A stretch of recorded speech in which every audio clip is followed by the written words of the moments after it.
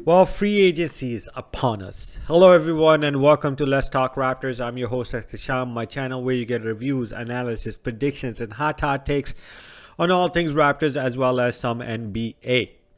So, the free agency is going to start tomorrow at 6 p.m. Eastern Time, I believe.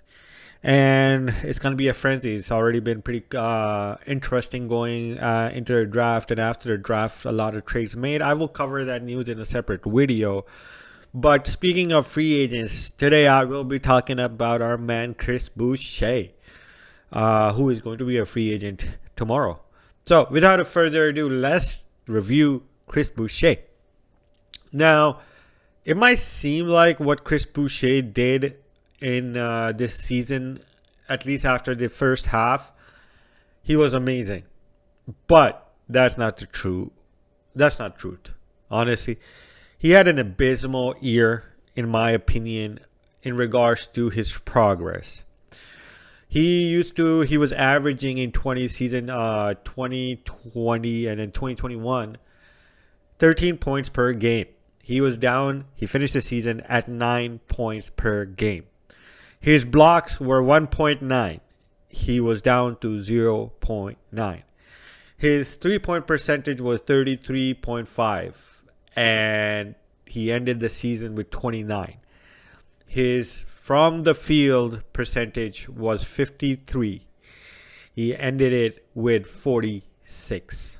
Now, his numbers went down, man. He didn't do well. And that has a lot to do with what he did in the start of the season. He wasn't accepting his role. He was taking dumbass 3-point shots. But after the Cavaliers game, he turned it around.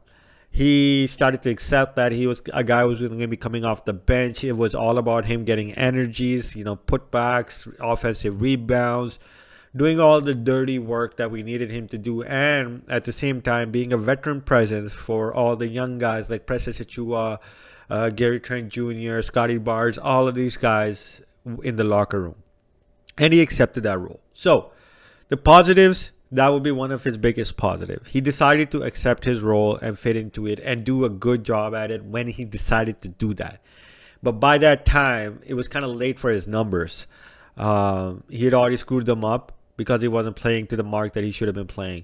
But when he did a pretty good job at it. And some of the games he actually contributed 20 points, 25 points games, and rebounding like 10, 15 rebounds a game. In some of the games, and he did pretty good in the playoffs too. I think he was one of the driving forces who kept us in the games when he was playing, because he brought that energy and he brought that killer mentality that we're not going to give up. And that's something that really contributed to him, taking his season from here to this way. So that's a positive I have to give to him. Second thing he did pretty well, even though the number went down, was offensive rebounds. He rebounded the ball on the offensive end while banging bodies with, Joel Embiid, Nikola Jokic, Jusuf Nurkic, all of these big centers. But he hung in there, man. He took hits after hits after hits. But he stuck himself in there after he accepted his role, and he got those offensive rebounds. And that's how he was able to get those putback dunks, get those second rebounds that ended up maybe giving him a 3-point shot, because he was kind of just come after rebounding. He would just I forgot, I'm missing the word. Anyways, he would just move to the side of the corner and get an open shot because everybody would focus on the kick out pass. So he did a pretty good job at offensively rebounding, and that's something that you really have to appreciate him doing that, especially given the type of body he has. That just shows killer mentality and tenacity on his part to be doing that, especially coming off the bench when you want to be a starter, right? The third thing he did well, and I kind of just, spoke about it, was he was a guy that kept the Raptors, the young guys as well as the other guys. He kept the energy high for the team inside the locker room. He created the chemistry. When you hear some of the interviews from the young guys, they always talk about how Chris Boucher is the oldest guy, but he acts like a kid. He's, having fun with everybody. He's joking around. He's getting everybody together, teaching all the young guys different things that he's learned in the NBA, trying to make it as an undrafted player. and getting injured, tearing his, I think he tore his ACL or something like that, and coming back, talking about it, just creating chemistry between all the guys as a unit. As a guy who is only about 29, that shows that he's matured now and he's taken a better role. And that's something that you have to put in the positive section for him this season. The negatives, like I said, his numbers were down, man. It just seemed like he was trying too hard in the start of the season, and by the time it was, I think, about 30 games done, he wasn't performing, and that's kind of why his minutes were extremely, extremely limited. And he went, but after the All-Star, he stepped it up. But by that time, I'm sorry, his numbers were down, and you expect in a contract year for his numbers to be higher and for him to make that progressive next step that we would need him, especially as a role player, the other guy. He had to take that next step. Now, hoping that because there's a limited amount of games that he played after the All-Star game, I think it's half, right? Less than half, actually. He is able to carry that acceptance of the role to next year and get his points and everything up even further, right? The other negative I saw in Chris Boucher was his shooting mechanics have not improved. His shooting mechanics are still garbage. He was better at shooting the three-pointer, but it seems like every time he doesn't jump and he just tries to, he used to jump a little bit, right? You do know that in basketball. When he jumps a little bit higher, he does make that shot. It seems like he's off on his mechanics or his timing or whatever it is, but it contributed to him sucking from the three-point line. 29% ain't that good. And then the last thing is his damn blocking, man.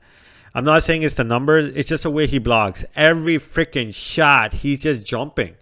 He's so tall that he can just stand there and just smack the ball from these 6'2 guards or 6'4 guards, whatever.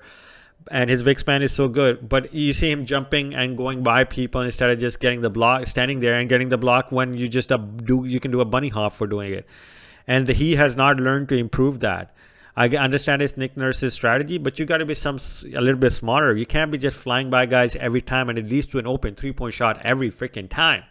So he hasn't made progress in the areas that we needed him to make progress in, which was the three-point shooting and his blocking capability. That's what he's there for as a role player, and he didn't do a good job at it. So if I had to give him a grade for this season, it would be a C+.